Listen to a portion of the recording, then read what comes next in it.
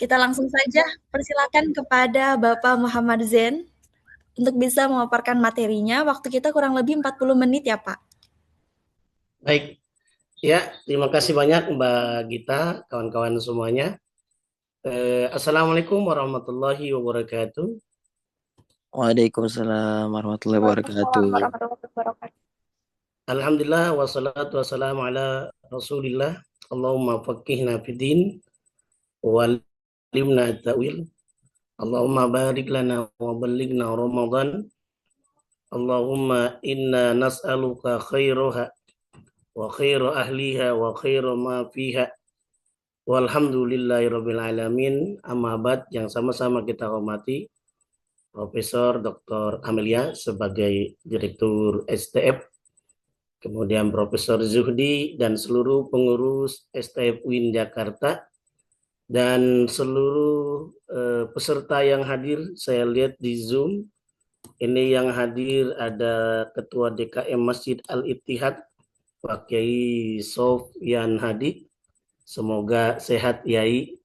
Kemudian ada juga sepertinya bergabung juga saya sapa Sekretaris Prodi MD Bapak Dr. Kandidat Abdul Hafiz.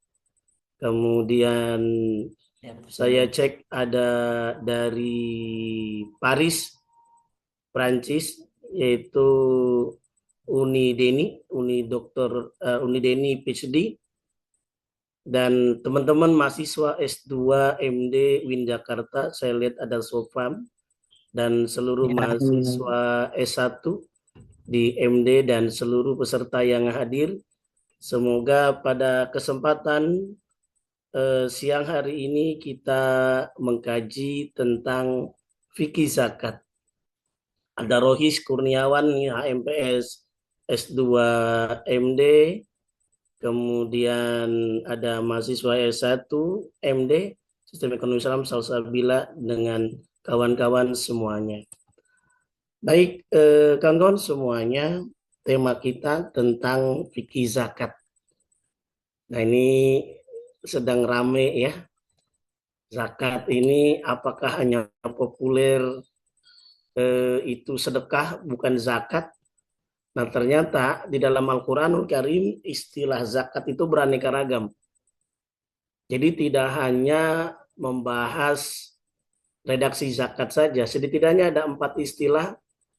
Ada di dalam Al-Quran Al-Karim, surah Al-Baqarah ayat 43, Allah menggandeng istilah zakat dengan salat. Waqimus shalah wa atuz zakat. Nah, oleh karenanya disebutkan al-aslu fil amri lil wujub. Pada dasar dalam perintah itu menandakan wajib. Salat wajib, zakat juga wajib. Ada hal yang menarik di dalam Al-Quran Al-Karim, ada ayat-ayat yang namanya makiyah, ada ayat yang namanya madaniyah. Kalau zakat fitrah itu adalah ayatnya makiyah. Di antaranya qad aflaha man zakaha wa qad khaba man dasaha. Awal-awal dalam ayat makiyah itu tidak mewajibkan. Tapi ketika ayat madaniyah maka sudah ada perintah khudh min amwalihim shadaqatan tutahhiruhum wa tuzakkihim biha. Ambillah zakat. Khudh min amwalihim, ambillah zakat. Ada hal yang menarik. Di situ ada fil amr mufrad. Ditujukan kepada Nabi SAW, Nabi yang memungut. Tapi ingat, di zaman Nabi SAW, Nabi membentuk tim pemungut zakat atau amil zakat atau petugas zakat siapa saja. Di antaranya Ali bin Abi Thalib, Mu'ad bin Jabal yang dikirim ke Yaman, Ibnu Lutbiyah, bahkan Abu Hurairah yang menjaga Baitul Mal, termasuk Umar bin Khattab juga pernah membantu dalam petugas zakat. Ala kulli hal, posisi zakat itu menjadi sumber fiskal Islam. Zakat itu menjadi sumber fiskal Islam, bisa kita cek di dalam Kitabul Amwal karya Abu Baid, termasuk Abu Yusuf dalam Kitabul Kharaj.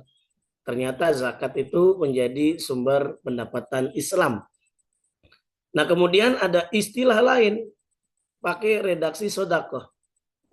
Nah, sodakoh itu di dalam surah At-Taubah yang tadi kita baca, ayat 103, itu bukan sodakoh sunnah. Khudh min amwalihim sodakotan. Berarti ini lebih cenderung ayat Madaniyah ini lebih cenderung menjadi wajib. Ada petugasnya. Ngambil zakat itu boleh bayar zakat sendiri, boleh bayar zakat kepada lembaga. Tapi khud itu lebih cenderung nanti adalah pemerintah.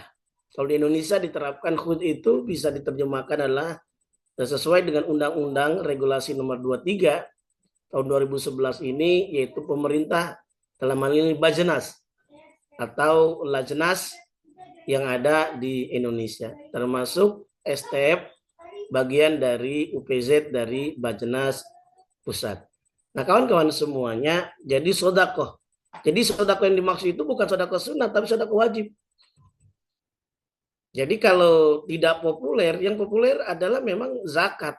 Zakat yang dikembangkan.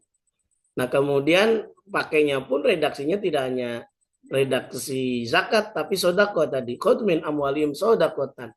Ada manfaat zakat. Yaitu tutohiruhum wa tuzakihim, ya. Membersihkan dan menyucikan.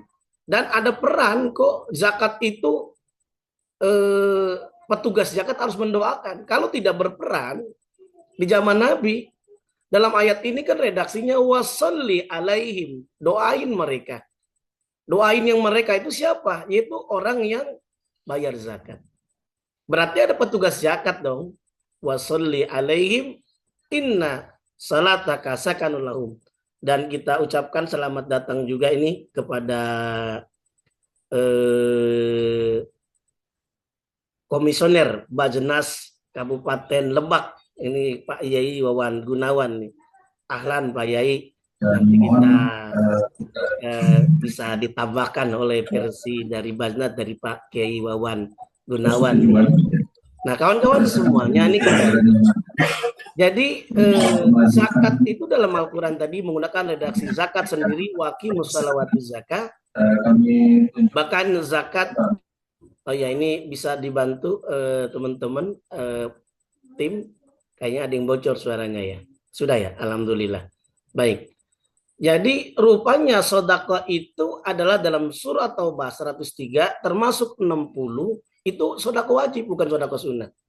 Karena prinsipnya dalam kajian Islam itu sodako ada 3.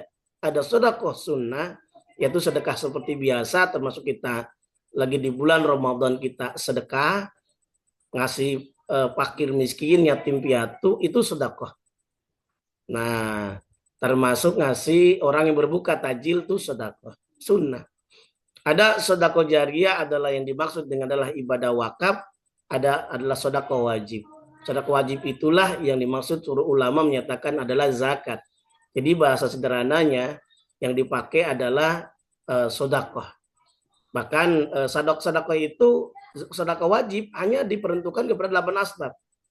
Digunakan redaksi innamas sadaqatu lil fuqara'i wal masakin wal 'amilina 'alaiha wal mu'allafati qulubuhum wa fir riqab wal gharimina wa fi sabilillah wa ibnis. Nah, itu disebutkan oleh Allah faridatan minallah, itu ketentuan dari Allah Subhanahu wa taala. Jadi zakat yang dipakai redaksi dalam Al-Qur'an tidak hanya zakat tapi juga sedekah atau sedekah yang dimaksud adalah sedekah wajib.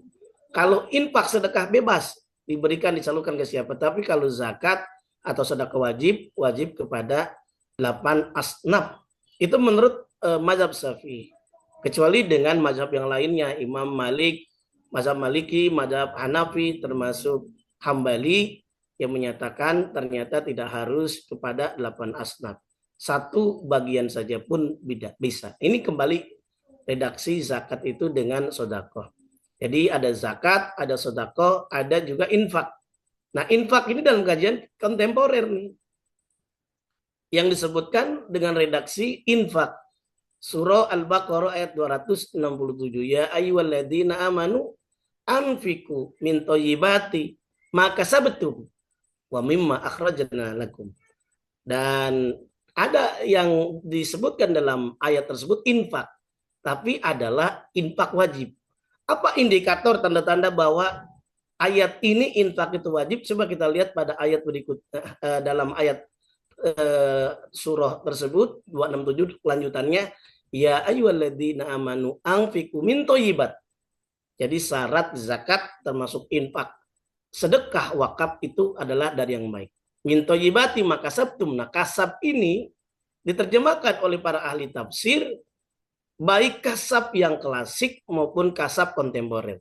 Kalau zaman Nabi kasab itu zakat perdagangan. Nah, kalau zaman sekarang zakat pendapatan dan jasa.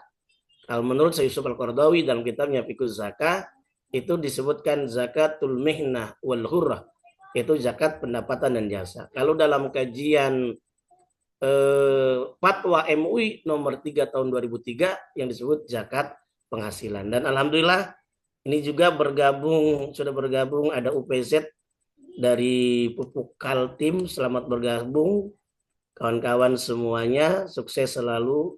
Semoga kita diberikan keberkahan dalam ilmu yang kita dapatkan. Ini kembali, ada dua istilah tadi, zakat, ada sedekah, ada infak. Dan kelanjutan ayat tersebut adalah kasab itu kontemporer tadi. Selama hartanya cukup nisab, cukup haul, maka wajib zakat. Termasuk wa mimma akhrajna lakum minal ardh. Nah, itu infak di situ bukan infak sunnah, tapi infak wajib. Nah, infak wajib berarti ay az-zakat. Yaitu adalah zakat. Wa mimma akhrajna lakum minal ardh berarti adalah zakatnya itu suatu yang dikeluarkan dari tanah, itu zakat apa saja? Yaitu zakat pertanian. Boleh jadi kalau sekarang zakat perkebunan, ya kan? Nah, termasuk zakat rikas kalau dalam kajian kontemporer namanya zakatul ma'adaniyah wal bahriyah. Nah, ini yang perlu kita cermati, ada redaksi yang dipakai dalam istilah fikih zakat di dalam Al-Qur'an, yaitu zakat, sedekah, yang kemudian adalah pakai infak, yang keempat adalah pakai hak. Surah Al-An'am ayat 141 Allah menegaskan wa atu haqqahu yauma hasadi, dan tunaikan hak atau tunaikan zakat saat panen. Nah, ini yang perlu kita kembangkan. Lalu zakat yang tidak pakai haul adalah zakat pertanian. Dulu pertanian setahun bisa sekali, sekarang bisa 2 kali, bisa 3 kali. Berarti yauma hasadi. La zakata hatta yahul al-haul, yang cukup adanya persyaratan haul itu adalah diantaranya disebutkan adalah zakat emas, zakat peternakan, zakat perdagangan. Tapi kalau zakat pertanian itu ternyata tidak ada haul, yaitu yaum hasadi, yaitu saat panen. Nah, setidak-tidaknya model seperti yang dikembangkan. Oke, ada juga tentang niat nih, ya. Kalau niat bagaimana nih? Kalau kita bahas tentang niat, innamal a'malu binniyat. Segala sesuatu itu tergantung niat. Bahkan dalam Al-Asma' wan Nazair disebutkan al-umuru bimaqasidiha. Al-umuru bimaqasidiha itu berarti segala sesuatu itu tergantung maksudnya. Para ulama, 4 imam mazhab menyatakan syarat sah zakat adalah dengan niat. Cuma terjadi perbedaan pendapat.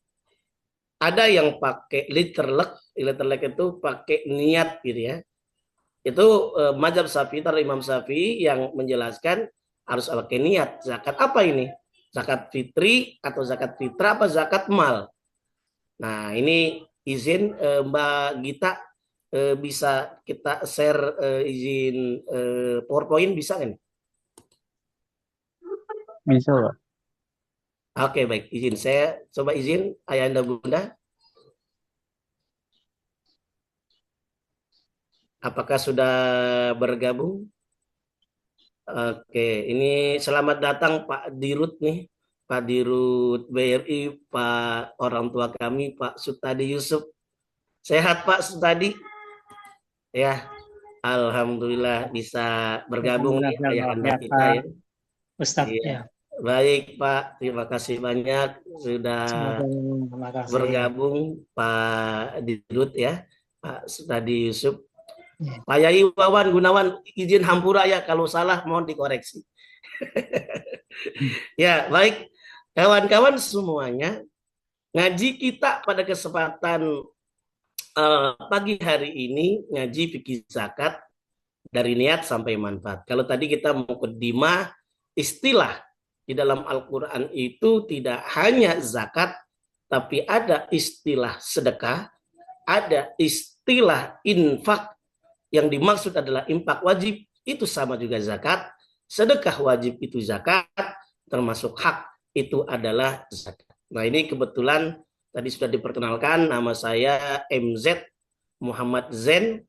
Saya kebetulan ketua bidang zakat di STF UIN dan menjadi sekjen presidium Dai Ambasador Dompet Duafa, dan alhamdulillah konsultan zakat di IMZ. Nah, kebetulan sekarang jadi dosen Magister Manajemen Dakwah. Ada buku tentang zakat, 24 Hours of Zakat, dan peran zakat dalam pengembangan ekonomi umat. Dan alhamdulillah saya diminta oleh teman-teman dari STF, Mbak Gita ya, temanya dari niat sampai manfaat. Memang kalau anak-anak Gen Z ya, ini Mbak Gita masuk generasi Gen Z apa milenial nih?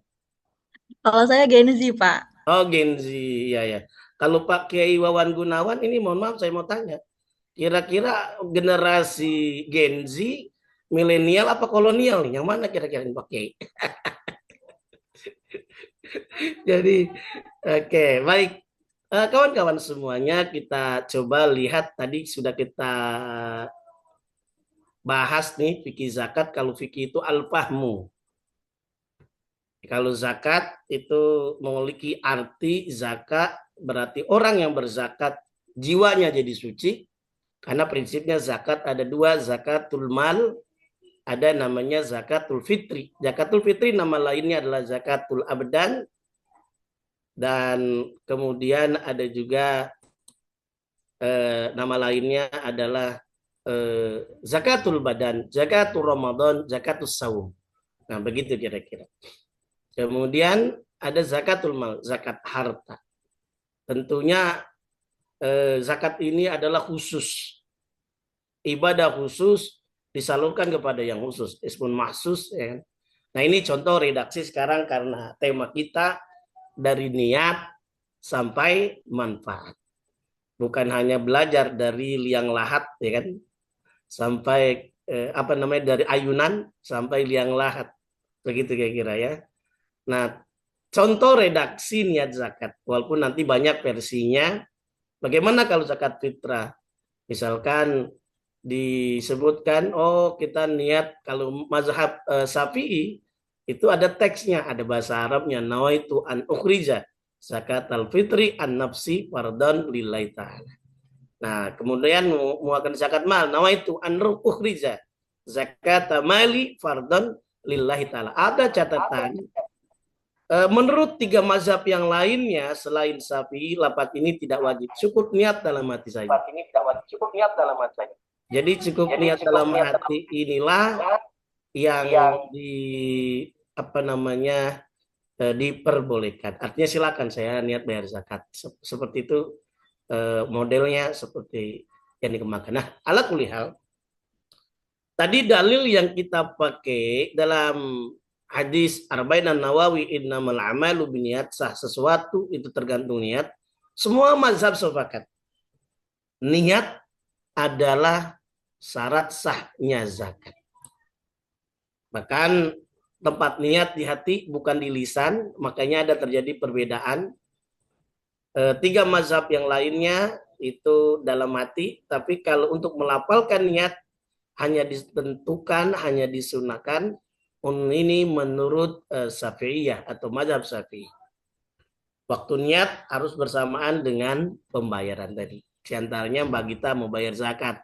Nawaitu anuris. Nah, gitu kan? Zakat al-fitri linapsi. Nah, kemudian ayahanda bunda, para yai, bunyai semuanya, dan para praktisi lembaga zakat. Dan alhamdulillah nih banyak pengajian dari Raudhah, Majelis Taklim Paris, KBRI Paris, banyak yang bergabung termasuk Majelis Taklim dari Masjid Baitur Rahman, Pak Haji Ruli, yang usianya alhamdulillah muda beliau nih. Beliau usianya muda, ya kalau dari usia 80 tahun tapi tampangnya masih 37 beliau ya. Ya Pak Haji ya, 37. Yang luar biasa sekali. Baik, terima kasih Pak Haji Barakallahu lana ya. Baik, ayahanda bunda, kawan-kawan semuanya, ini kita bisa lihat model secara kesimpulan atau yang saya coba lihat perbandingan bagaimana tabel niat zakat menurut 4 mazhab. Kok dia bisa lihat? Nah, kalau niat zakat menurut mazhab Syafi'i, hukum niat adalah wajib. Makanya tadi pakai ta'yin, ada penentuannya kan. Mau sholat juga usolli, begitu kira-kira. Tapi yang lainnya kan tidak gitu ya. Apa namanya? Semuanya wajib. Ini hukum niat semua wajib semua. 4 imam mazhab itu wajib. Hanafi wajib, Maliki wajib, Syafi'i wajib, Hambali juga wajib. Nah, tempat niat tadi sudah kita sampaikan ikhtisar dari 4 imam mazhab bahwa semuanya mahallu fil qalbi. Tempatnya di hati. Bahkan disebutkan bahwa iman saja tasdikun bil qalbi wal aqwalu bil lisan wal af'alu bil jawarih. Nah, kemudian melafalkan niat. Melafalkan niat ternyata 3 imam mazhab menyatakan tidak disunahkan. Artinya melafalkan dalam hati saja cukup. Begitu kira-kira. Tapi kalau Syafi'i sunnah tadi. Nawaitu an ukhrija zakat al-fitri, zakat mali dan seterusnya ya. Nah, waktu niat. Nah, kapan waktu niatnya? Kalau mazhab Hanafi saat menyerahkan atau memisahkan harta. Termasuk mazhab Maliki saat menyerahkan, dan ini semua sama. Jadi waktu niatnya itu saat menyerahkan tadi. Kalau Mbak Gita, oh saya bukan mazhab Syafi'i, oh berarti pakai dalam hati gitu ya. Tapi kalau yang Syafi'i berarti tadi dengan panduan tadi, oh ada niat nawa itu gitu ya kira-kira. Apakah sah niat setelah bayar? Nah ini dia, makanya sebelum mengasihkannya itu diniatkan. Karena kalau belum ditakyinkan, belum diniat itu dianggap bukan zakat.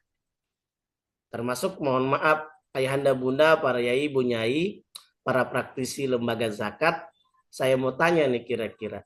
Kalau kita bayar zakatul fitri atau zakat fitrah, boleh nggak ditunaikan selain Ramadan? Mbak Gita, boleh nggak kita menunaikan zakat selain Ramadan? Kalau zakat fitrah nggak boleh. Nggak boleh. Baik, coba kalau kita cek tanya lagi nih. Bu Yen. Nah, ini dari Ar-Raudhah Faris nih. Alhamdulillah. Atau masih bisa sinyalnya suaranya terdengar atau tidak? Atau kawan-kawan kira-kira nah nih Pak Hafiz deh kalau memang masih Assalamualaikum bergabung. warahmatullahi wabarakatuh, Ustaz. Waalaikumsalam warahmatullahi wabarakatuh. Apa kabar Bu Yen? Sehat? Alhamdulillah sehat-sehat, Ustaz. Mudah-mudahan Ustaz juga sehat. Sehat. Gimana kabar di Paris Bu Yen? Alhamdulillah sangat baik, Ustaz. Ramadan ini. Alhamdulillah, sukses selalu. Iya, Bu Nyanyian, ini mau nanya kira-kira ya. Kalau Bu Nyanyian bayar zakat fitri, itu kira-kira boleh nggak selain Ramadan? Zakat fitrah ya, Ya, zakat fitrah. Ah iya, boleh. Yang nggak boleh itu melewati apa namanya setelah sholat Idul Fitri. Ustaz. Betul, Bu Nyanyian ya. Boleh. Jadi kawan-kawan semuanya, terima kasih Bu Nyanyian atas jawabannya nih, Masya Allah. Ternyata zakat fitrah itu adalah ditunaikan tidak hanya di bulan Ramadan. Karena syarat zakat fitrah itu ja'a Ramadan sama qabla shalah, yaitu sebelum shalah. Sesuai hadis Nabi menyatakan paman addaha qabla shalah fa hiya zakatun maqbulah. Wa man addaha ba'da shalah fa hiya shadaqatun min shadaqah. Jadi jawabannya tadi yang saya tanya ke Mbak Gita, boleh nggak kita bayar zakat fitrah?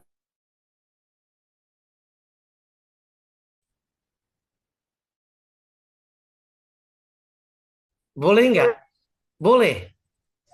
Tapi bolehnya kapan? Tanggal 1 Syawal.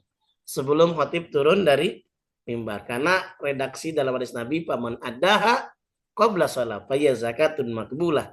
Maka dianggap zakat yang diterima. Paman ada pada shalah. Kalau dia mengerjakannya setelah sholat atau setelah Idul Fitri, faya sodakotun minas sodako. Nah, hadis ini sodako bukan sodako wajib, tapi sodako sunnah. Begitu kira-kira. Nah, ala kulihal, niat itu setelah bayar itu tidak sah. Makanya sebelum bayar zakat,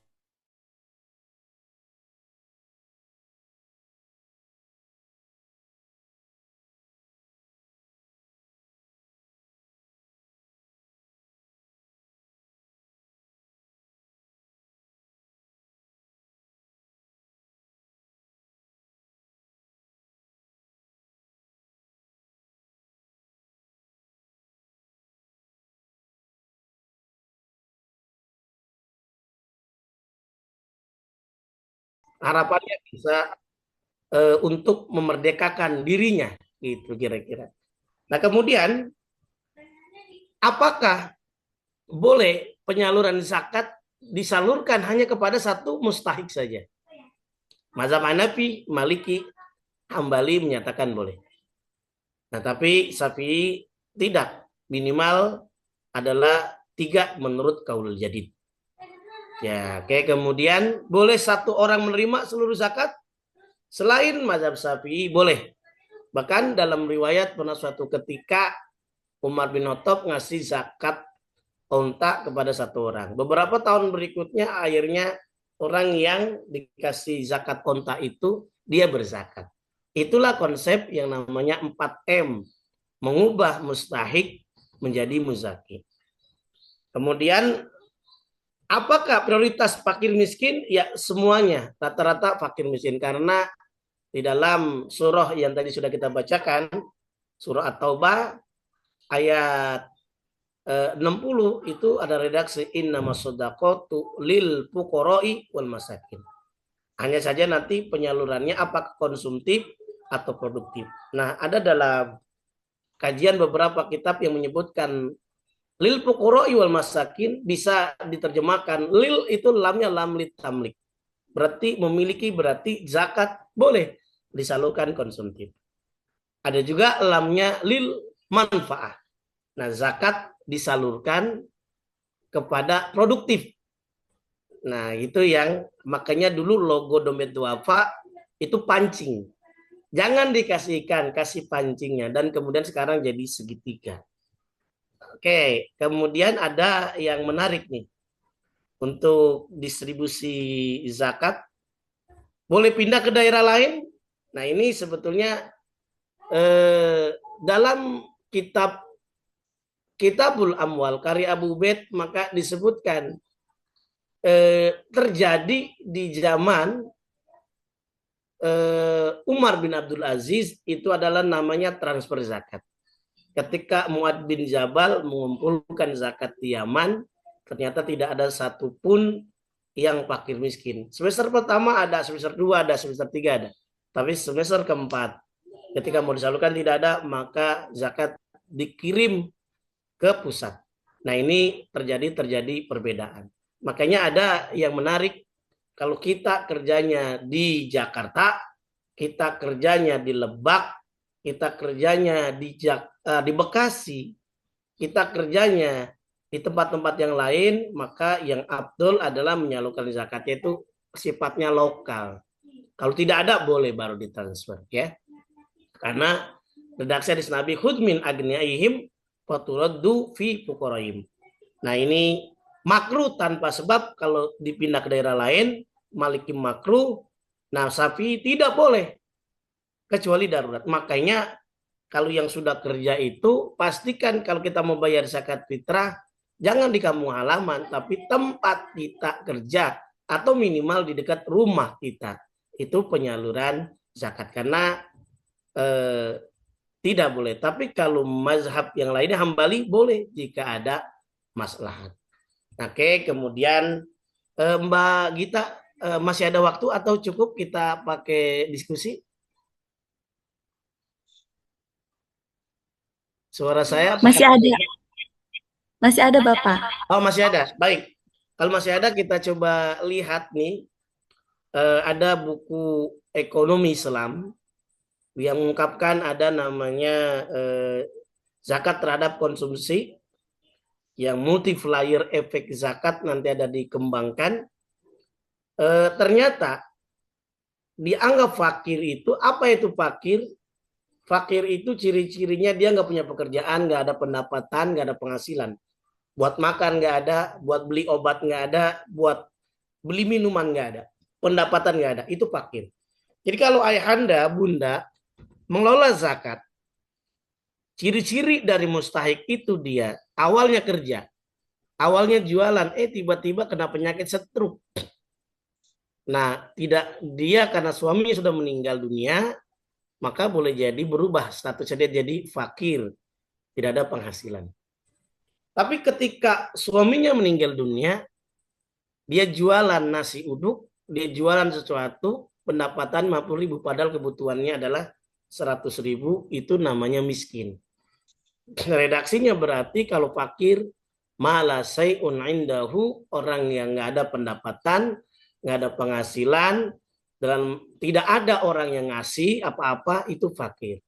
Maka rumusnya, kalau kita lihat Y adalah pendapatan, Z itu di bawah catatan ya ayahanda bunda, Y adalah pendapatan, Z adalah zakat, C konsumsi, H hutang, P harga tebusan.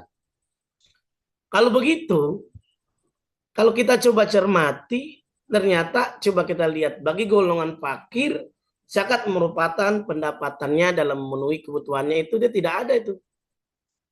Jadi pendapatannya dalam memenuhi kebutuhan zakatnya tidak ada dia. Maka ketika ada bantuan, ada hak mereka zakat, maka pendapatannya Y sama dengan Z sama dengan C. Pendapatan fakir dari mana bisa makan? Dari zakat.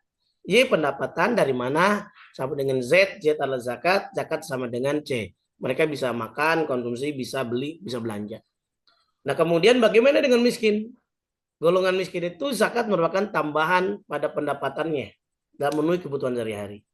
Maka dia ada pendapatan ditambah zakat, maka dia bisa memenuhi mencukupi kebutuhannya.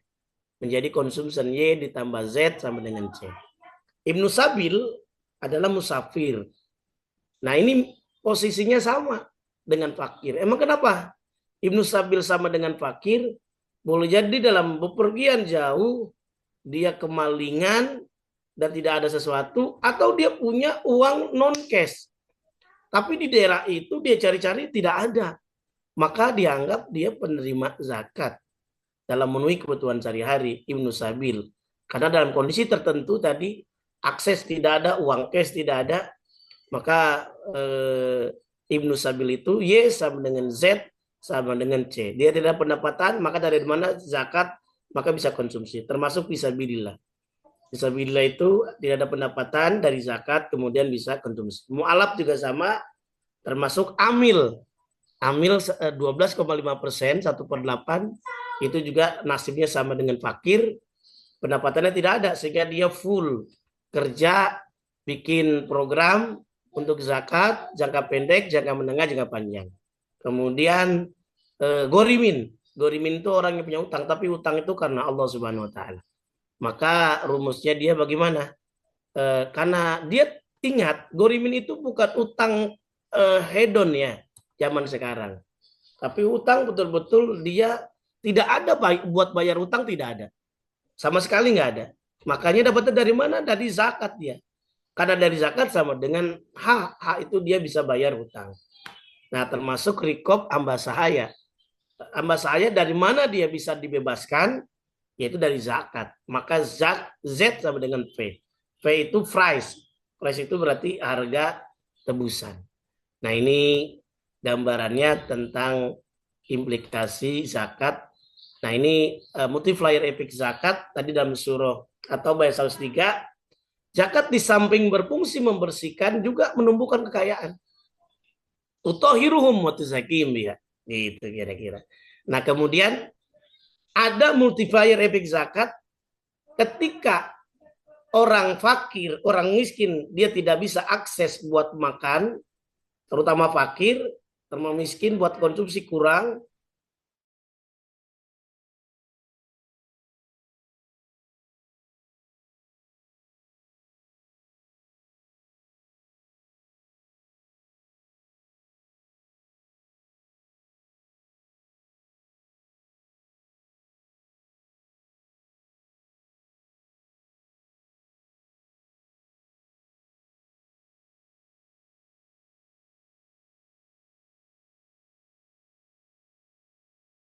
Di dalam tafsir dimanai alladzina yutikunahu itu yang disebutkan la yasumani. Mereka yang tidak berpuasa dan mereka yang tidak mampu untuk berpuasa. Siapa saja? Ada dua orang namanya as-sayhul kabir wal mar'atul kabirah. Jadi yang dimaksud adalah nini aki-aki jeng nini. Nah, itu dia. Yang susah kepayahan maka mereka bayar fidyah. Fidyatun ta'amu miskin, yaitu membayar fidyah untuk orang miskin. Ada catatan yang menarik. Berapa sih bayar fidyah? Fidyah itu 1 mud. Mbak Gita, kalau ngeliat tangannya diangkat begini. Nah ya, ini diangkat. Beras itu kita masuk, kita raup, kita angkat 1 raupan, itu 1 mud.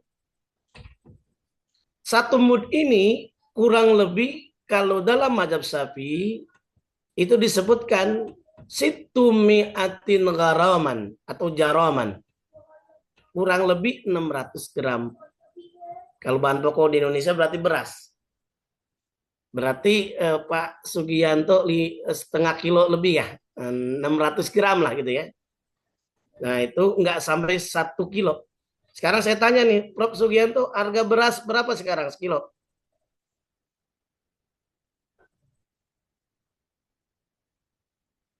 Harga beras 15.000 lah ya? 13.000. Nah, 15.000. Nah, kalau 15.000, anggaplah 10.000 berarti itu.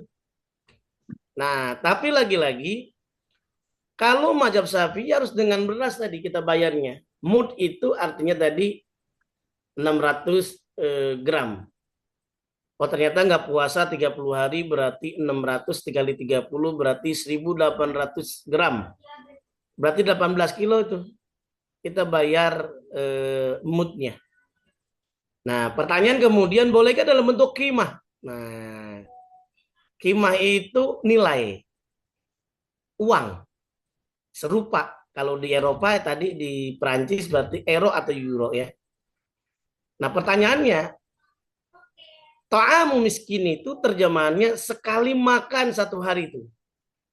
Berarti bisa 2 kali, bisa 3 kali. Sekarang saya mau tanya kira-kira ini. Kang Awan, orang sekali makan itu berapa harganya itu? Bayarnya. Atau Pak Sugianto yang lagi on the cam ya, on cam.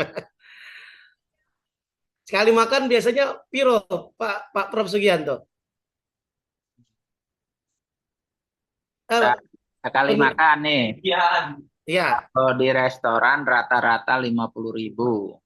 Restoran. Ini anggap di Padang di. Kalau di Padang antara 20 sampai dengan 30 atau 40. Nah, oke. Berarti ini anggap 20.000. Ya kan? Berarti 20.000 dikali 3 berapa? 60.000. Kalau 60.000 berarti tinggal dikali. Ditinggalinnya berapa hari? 30 hari.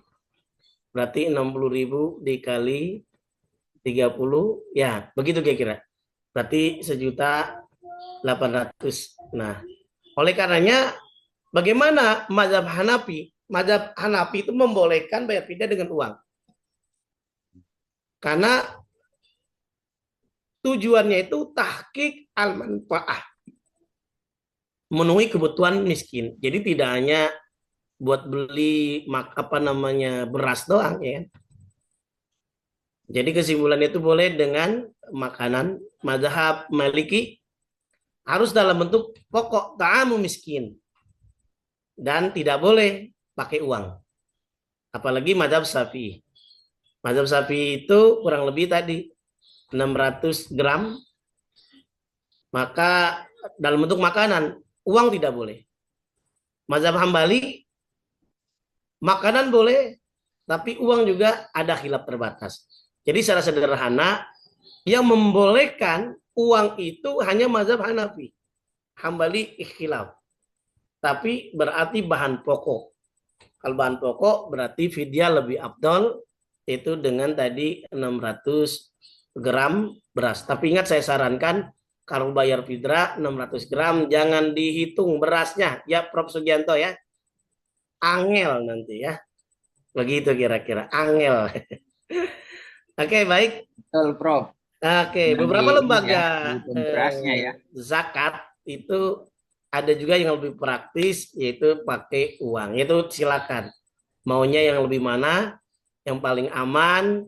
Jadi seluruh ijma ulama itu makanan. Tapi kalau yang fleksibel tadi Hanafi dan tadi boleh senilai satu porsi makanan, tapi ada juga yang menilainya 1 hari 3 kali makan. Begitu. Nah, pertanyaan berikutnya amil. Kalau tadi dalam surah At-Taubah ayat 60 itu adalah 1/8, 12,5%. Innamas shadaqatu lil fuqara'i wal masakin wal 'amilina 'alaiha. Nah, tapi ada catatan bagi kita, amilin orang yang mengelola zakat itu adalah 12,5% itu syaratnya betul-betul amil.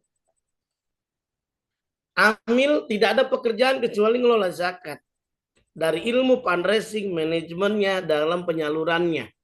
Bahkan dibikin laporannya lengkap. Itu tugas dia adalah 12,5%. Itu 8 asnaf. Nah, lalu bagaimana dengan sedekah?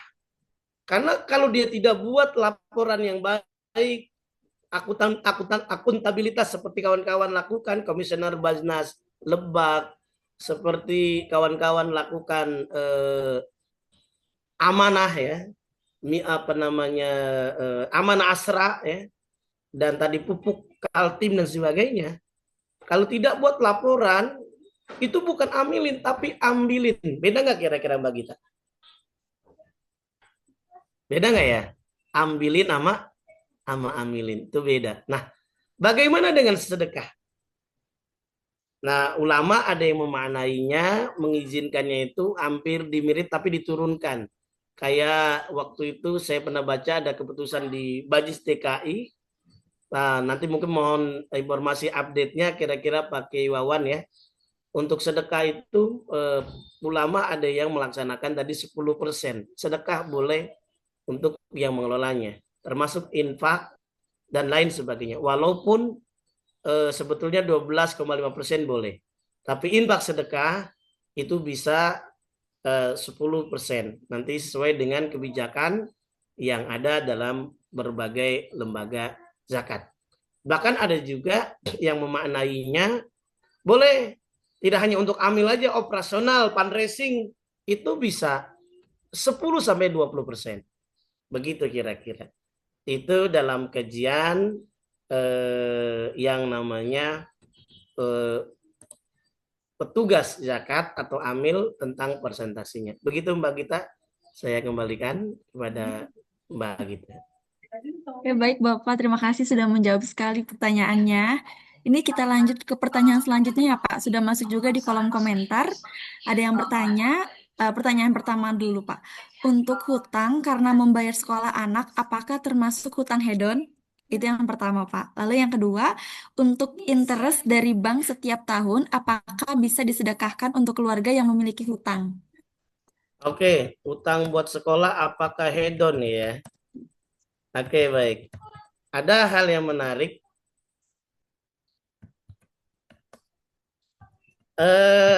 Wal gharimina, ya kan?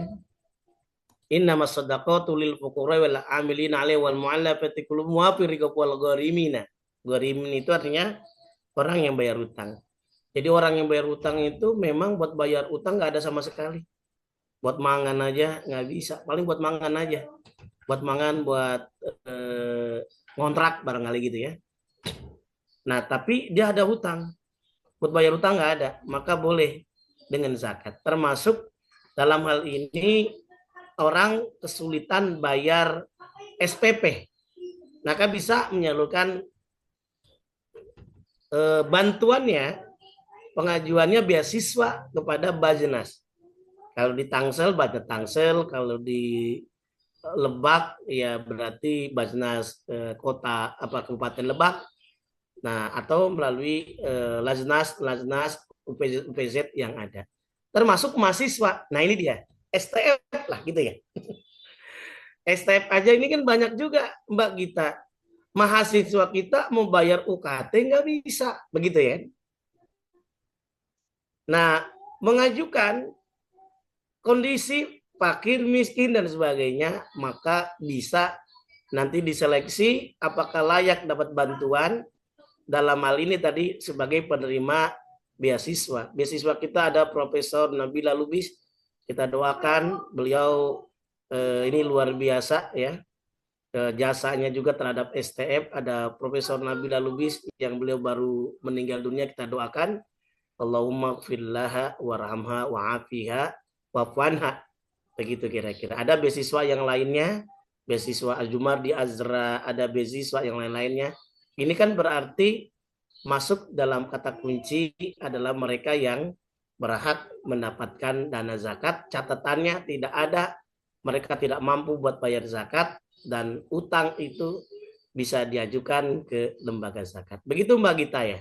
Ada lagi, saya tadi baru nyatet tentang hedon. Jadi utang sekolah itu bukan termasuk hedon ya, kecuali sekolahnya mahal ya, sekolahnya di Budi Mulya gitu kan, sekolahnya itu mungkin orang tuanya bukan berarti nggak bisa bayar apa namanya SPP, karena kebetulan baru kemarin dia bayar angsuran mobil, angsuran rumah dan sebagainya. Begitu, wallahu alam.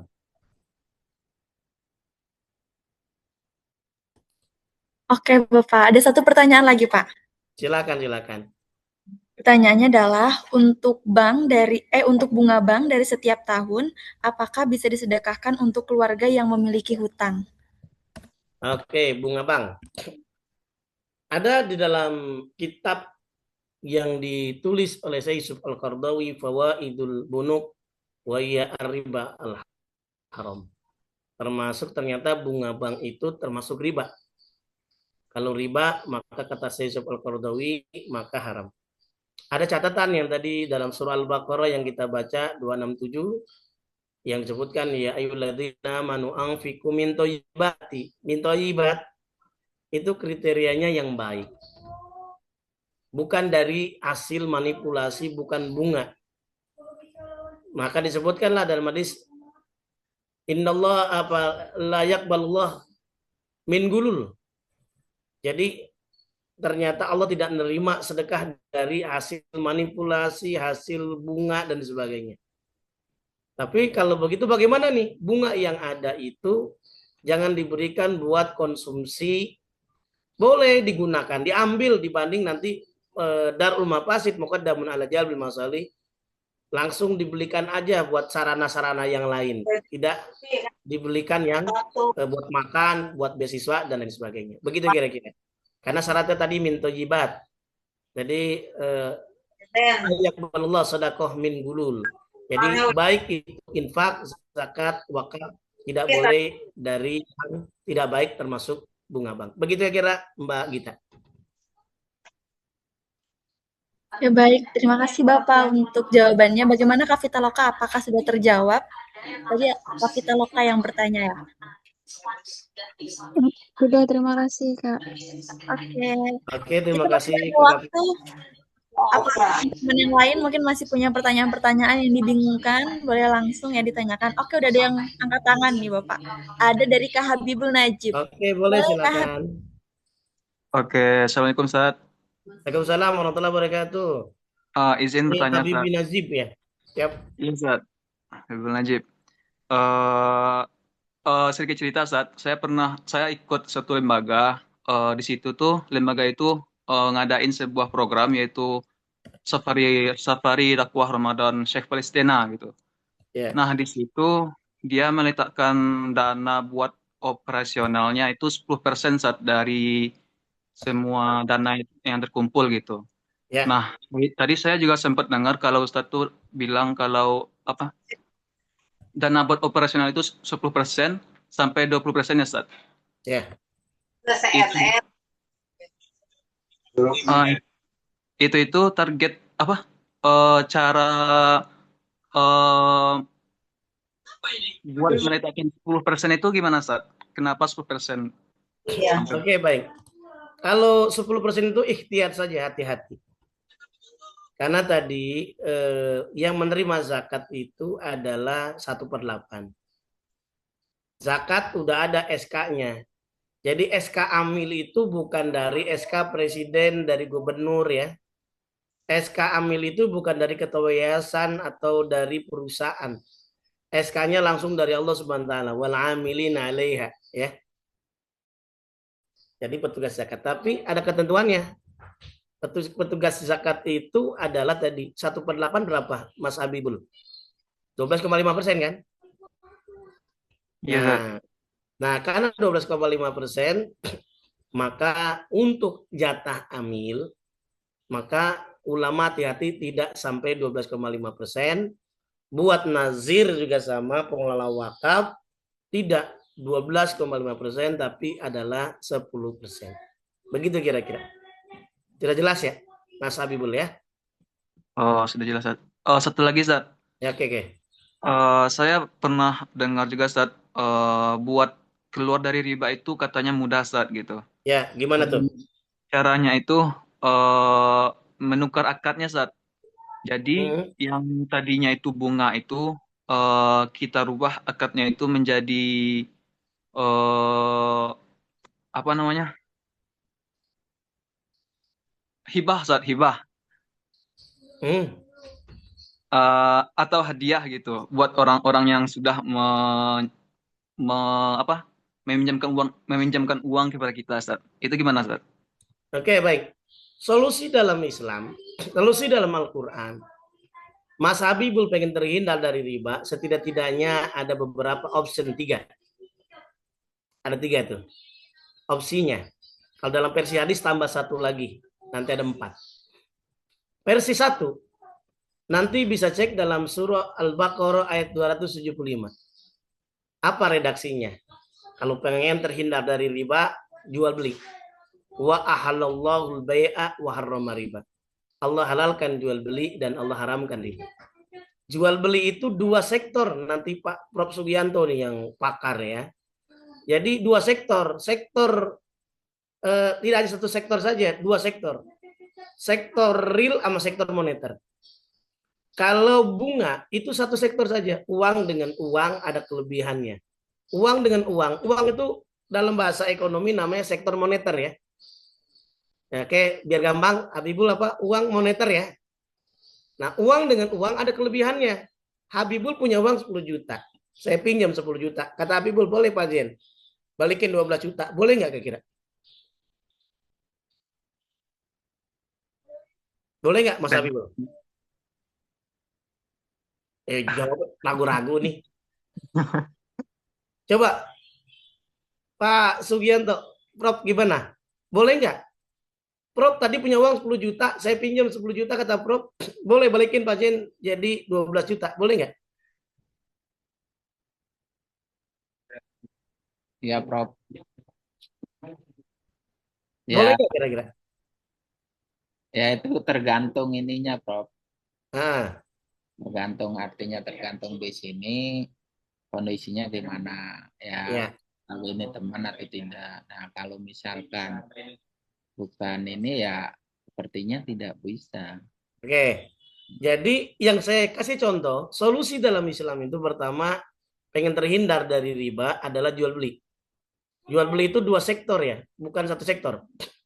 Yang dilarang dalam Islam itu riba itu 1 sektor. Uang dengan uang, barang dengan barang. Uang dengan ada uang, ada value, ada nilai, ada lebih, itu namanya bunga.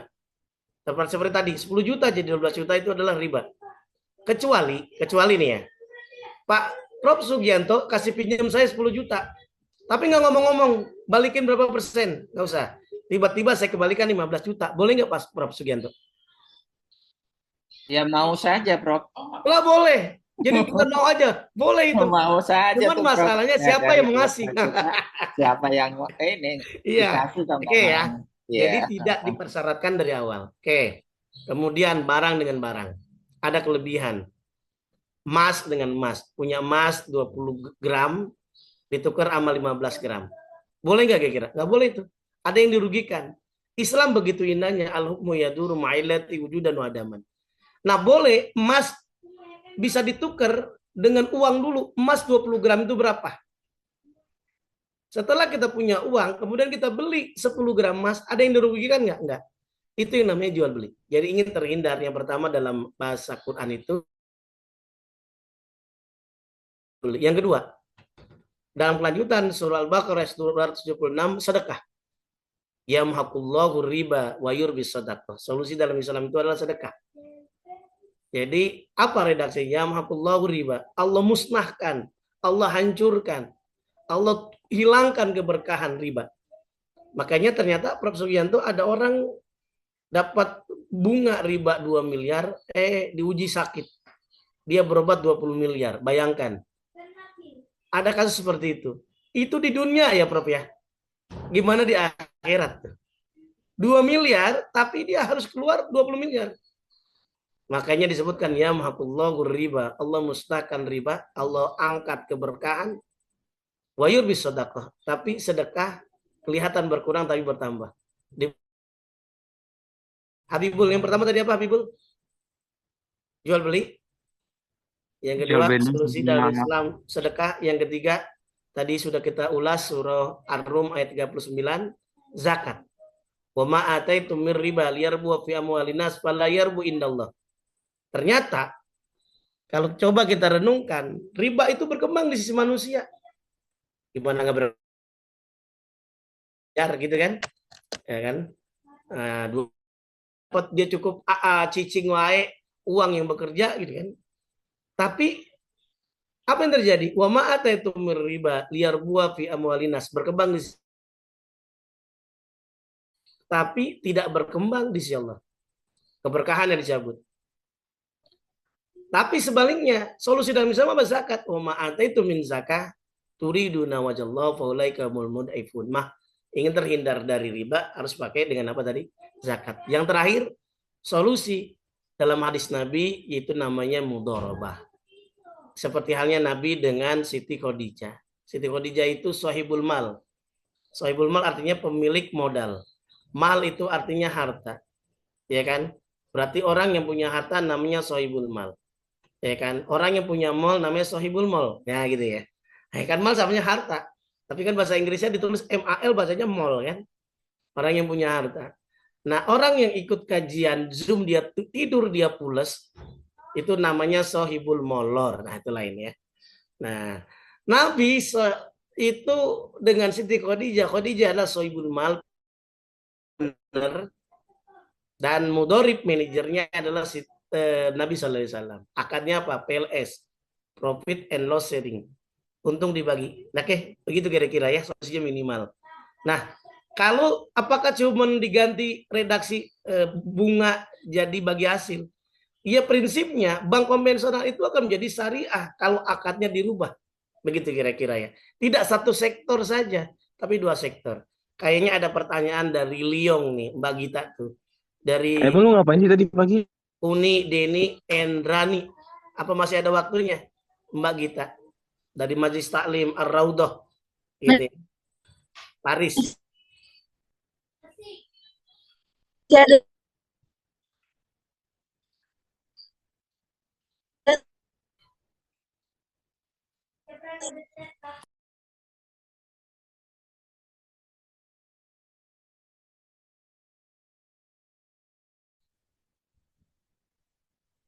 Oke, gimana Mbak Gita? Itu Uni Deni kayaknya mau bertanya. Oke, langsung aja kalau gitu Uni. Karenanya ini moderatornya kayaknya ada gangguan.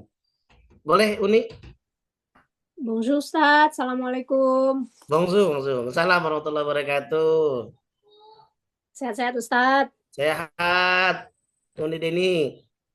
Ustaz, izin bertanya nih Ustaz. Saya tadi Boleh. tertarik ke bagian hukum pemindahan pembayaran zakat fitrah ke wilayah lain. Nah, itu kan terlihat 3 mazhab tidak membolehkan, 1 yang membolehkan ya Ustaz. Ya. Nah, kalau begitu Ustaz, mengapa kita disarankan oleh dompet duafa yang datang ke Perancis yang memfasilitasi pembayaran zakat fitrah ke tanah air. gitu. Nah, jadi saya kepikiran nih. Terus yang Ya, kedua, siap. apakah ini hanya berlaku untuk zakat fitrah saja, Ustadz? Artinya Ya. zakat mal boleh kita pindahkan ke Indonesia? Atau Oke, baik. sama, tetap di wilayah kita tinggal? Terima kasih, Oke. Ustadz. Terima kasih banyak, Uni ini. Ya, hukum zakat fitrah tadi disebutkan dalam hadis Nabi Sallallahu Alaihi Wasallam, warada Rasulullah SAW zakat al-fitri. Nabi menjelaskan bahwa zakat fitrah itu adalah kewajiban bagi kita semuanya. Ada dua manfaat nih, Uni ini bayar zakat fitrah. Tuhratan lis-shaimi, orang yang bayar zakat fitrah itu akan menyucikan, membersihkan jiwanya, wa tu'matan lil masakin, dan memberi makan kepada orang miskin. Pertanyaannya kemudian, bagaimana hukum asalnya ini? Zakat boleh nggak disalurkan ke sekitar kita? Boleh. Bahkan itu yang disarankan. Tapi kalau tidak ada, transfer zakat itu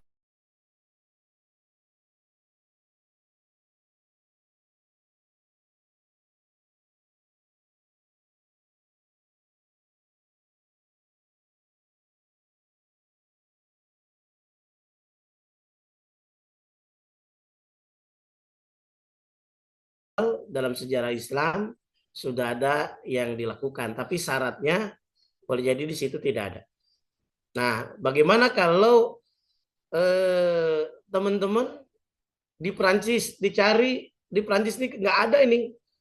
Mereka yang agamanya Islam dan mereka yang cukup untuk menerima zakat, oh tidak ada.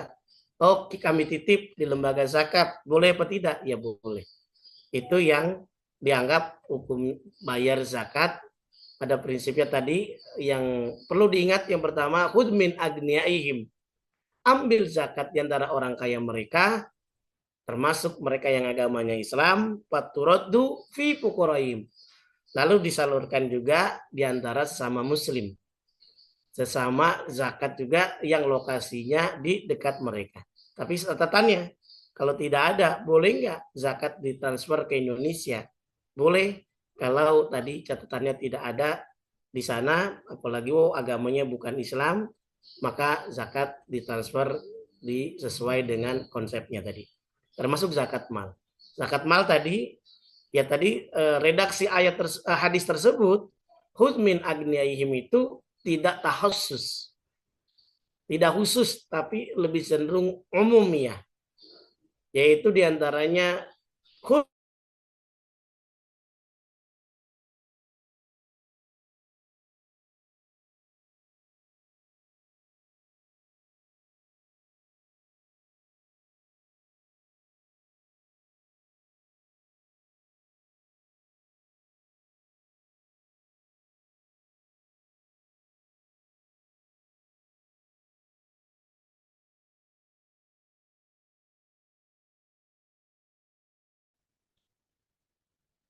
Ini juga terkait fikih. Poin utama sih yang tadi saya ambil sedikit ya Ustadz, bahwa zakat yang diawali dengan niat dan pemahaman fikih yang benar akan melahirkan manfaat yang luas bagi umat. Terima kasih banyak Ustadz sekali lagi atas ilmu dan juga pencerahannya siang hari ini. Sebelum kita mengakhiri pertemuan kedua ini, maka kamera terlebih dahulu ya, karena kita akan masuk ke sesi foto bersama terlebih dahulu. Ya boleh, teman-teman, silakan untuk on cam ya.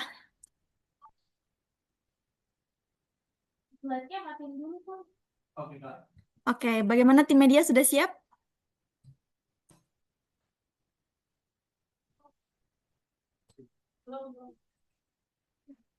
Oke, dalam hitungan 3 ya, boleh disiapkan senyum terbaiknya. 3, 2, 1.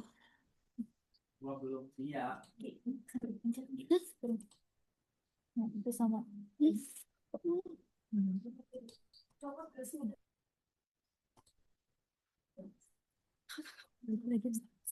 Oke, sekali lagi teman-teman.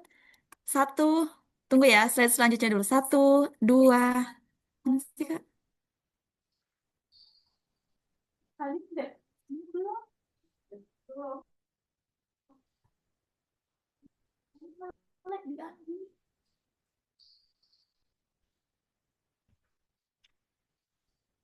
Bentar. Oke, sebentar ya teman-teman. Kita lanjut.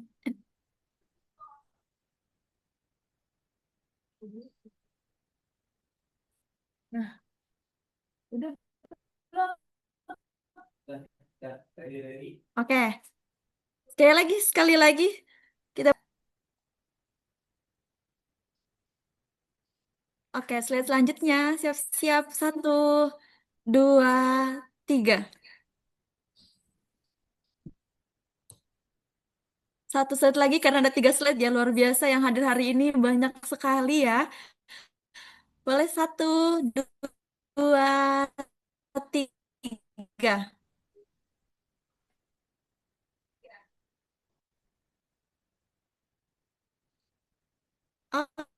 Oke. Terima kasih juga Bapak Dr. Zen ya atas pencerahannya pada siang hari ini. Jangan lupa untuk kembali hadir di kajian series ketiga di minggu depan dan juga saya informasikan kepada teman-teman semua yang belum mengisi absensi atau presensi boleh diisi terlebih dahulu karena jika teman-teman ingin mendapatkan sertifikat maka harus mengisi presensinya terlebih dahulu. Seperti itu, terima kasih banyak Ustadz Sami-sami Mbak untuk Gita. penjelasannya. Terima kasih semua yang hadir, STF, Prof. Sugianto, Pak Kiai Sofwan Hadi, Pak Kiai Wawan dan semuanya. Terima kasih Yang Mulia Haris. Dr. Ya. Muhammad Zain. Sukses Pak Kiai Sofwan Hadi, barakallahu lana. Sukses. Barakallahu fikum. Terima kasih, Oke, Prof. jangan lupa untuk Assalamualaikum. hadir di kajian Izin. minggu Ya. depan ya, teman-teman. Saya tutup. Assalamualaikum warahmatullahi wabarakatuh. Waalaikumsalam. Waalaikumsalam warahmatullahi wabarakatuh.